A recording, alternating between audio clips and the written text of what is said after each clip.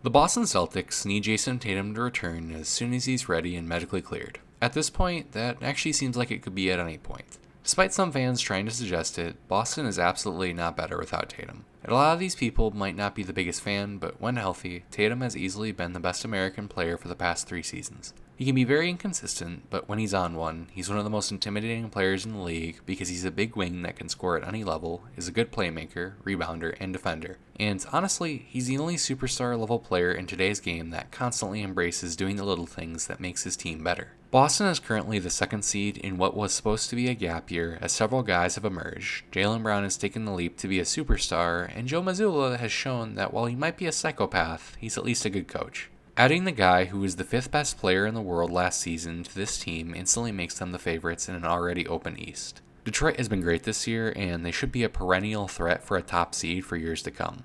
Their biggest problem, however, is that they are too reliant on Cade and lack a major secondary shot creator, a fact that has been exposed a few times this season.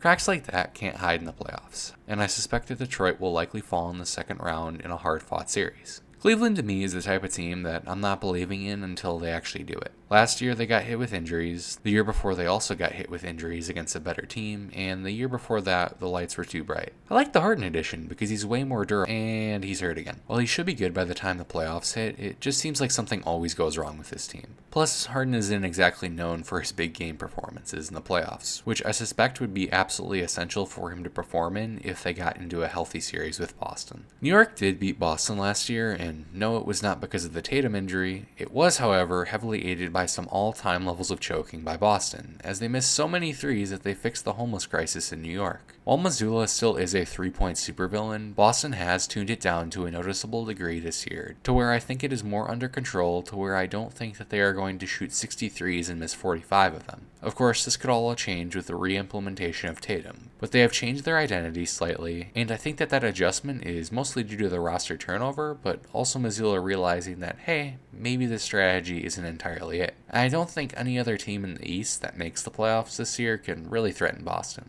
Now, I've also seen a lot of fans concerned about how fast Tatum is coming back and worrying about him re-injuring himself. And I think this is a part of a mass hysteria surrounding Achilles injuries with how last year's playoffs went. If Tatum is medically cleared to play and he feels good to play, let him play. They aren't going to have him come back and instantly start playing 36 minutes a night. They'll gradually work him into it, and with Tatum's return being seemingly possible at any given time now, he'll have at least a month to work with.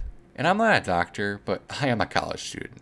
That means that I know everything about the world. Tatum's return is not too fast. Dominique Wilkins is the gold standard for an Achilles recovery. He ruptured his Achilles on January 28, 1992, and was back to playing basketball for opening day the next season on November 6, 1992. That's 283 days. And what did he do in that season? Oh, he averaged close to 30 points, 7 rebounds, and 3 assists a night, en route to making All-NBA second team and leading Atlanta back to the playoffs. For reference, Tatum ruptured his Achilles 292 days ago as I write this, and Dominique's recovery was over 30 years ago. Now, maybe Dominique Wilkins was secretly Kratos. Maybe Tatum and all the doctors are wrong, and maybe he shouldn't play again this year. Maybe Boston should just roll with what they have and give it their best shot. But do you really think a guy like Jayson Tatum, a man, for all his memorable moments, has demonstrated a genuine fire to win, is going to sit back when he knows a championship is on the line?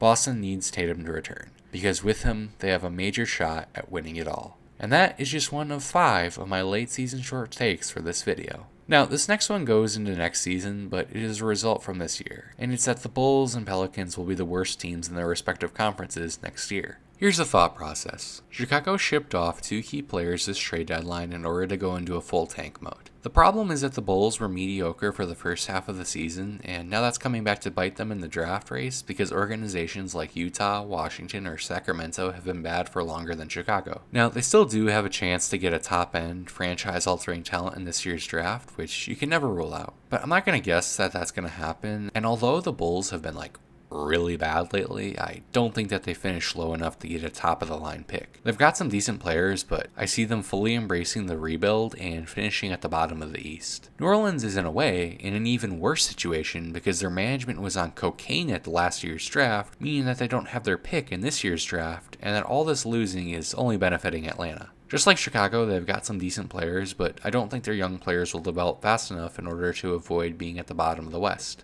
The only team near the bottom this year that I can see staying around with New Orleans is Sacramento, but at least they have a chance at escaping NBA purgatory. Zion has been healthy this year, for his standards at least, and while he is a phenomenal player and certainly not a bust like some people claim, I still don't have enough faith in him to play enough, and more importantly play well enough when he does play, to turn New Orleans up. Last year when the KD trade happened, I of course didn't have this channel, but I did think to myself that this could very easily blow up in Houston's face. Now, the possibility of that happening is higher than ever, not because of the potential rise of Jalen Green like I suspected, but because of the KD files. We've seen in the past how detrimental losing trust in your teammates can be, mostly from Draymond. Now, I have zero faith Houston will go anywhere in the postseason. If the standings were to stay the same right now, I could see them making it to the second round, but I think that they get absolutely vaporized by Wemby and the Spurs. And that's because of the same problems that have plagued them all year, being a lack of shooting and anyone outside of KD really being able to create. And the thing that sucks about this team is that they might have lost their best chance before the season even started in the Fred VanVleet injury, because I do believe that he would have made a world of difference for this team. Now, if they get knocked out of the playoffs, especially in a blowout or collapsing fashion, the vibes for an outsider looking in are going to be awful in Houston.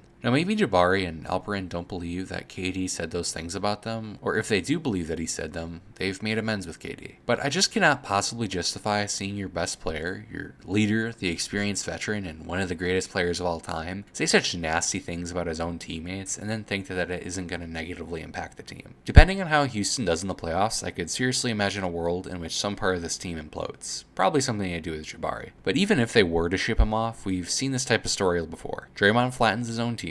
Everyone says it's good, but it's clearly not. Vibes are off, the team struggles, and something is clearly wrong. Recovering from backstabbing your teammates in the way KD did may not be possible, and I think within a year's time we'll see an answer on if the KD Rockets trade actually aged well. And personally, I think it will be viewed as a failure because of Durant's actions. I think Cam Thomas is perfect in Milwaukee and is a legit savior of the franchise. By savior, I mean getting Giannis to stay for at least another year and helping the team get into the play-in and eventually playoffs as a 7th or 8th seed. Now, what do they do after that?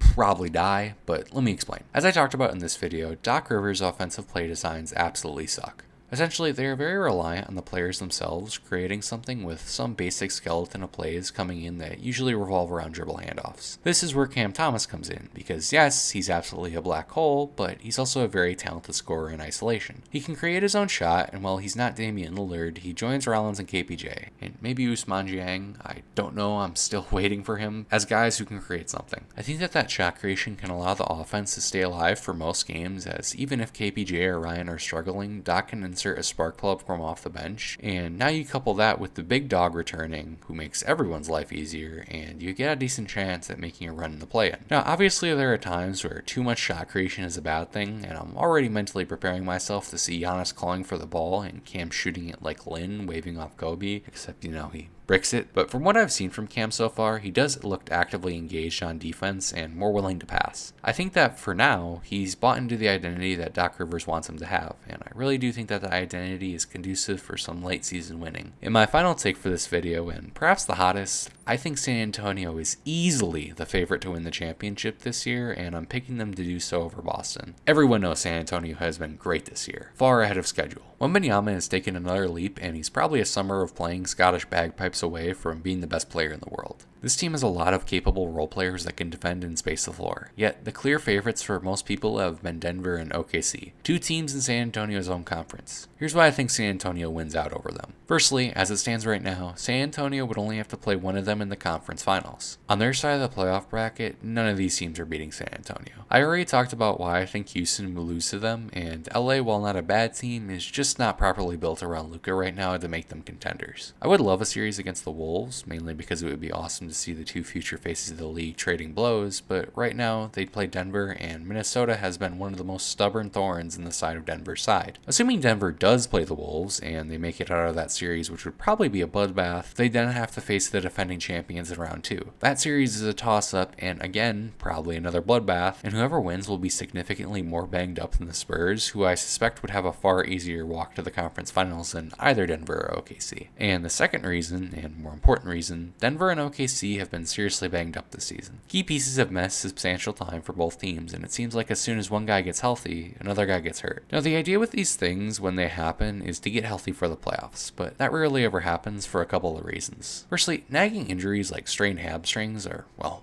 nagging. Those aren't things that just disappear, and even if they subside enough to let players play, they'll be lurking in the background when the player inevitably has to take a higher workload come the postseason. And secondly, when one guy goes out, another key guy has to step up, placing even more stress on the body. That can create a chain reaction where other guys start to get hurt more, and all of a sudden your whole team is banged up. It is possible for OKC or Denver to get healthy for a deep playoff run, but it's not something I'm willing to bet on. And San Antonio has already asserted that despite inexperience, they are more than capable of hanging with these teams, being 5-1 against them this season. If San Antonio is healthy and Denver is missing Jamal Murray or OKC missing Jalen Williams, I think that those losses are far too much for those teams to overcome when facing the Spurs. And a third bonus reason, this Spurs team is not like Houston or Detroit, two other young teams that have broken out this year. San Antonio is a better three-point shooting team, just as capable of a defensive team, and most importantly, they have multiple guys that they can turn to. Namely, they have an all-star caliber point guard that can create for himself, and others on top of a 7'5" demigod. Inexperience has claimed promising teams before, and that could certainly be the fate of San Antonio this year, but given the opportunity, I think that this team will seize the moment and run away with it. Thank you all for watching, and if you enjoyed, please consider leaving a like, commenting, and subscribing, and also checking out this last video where I talk about the Thunder and Lou Dort. Have a great day, everybody.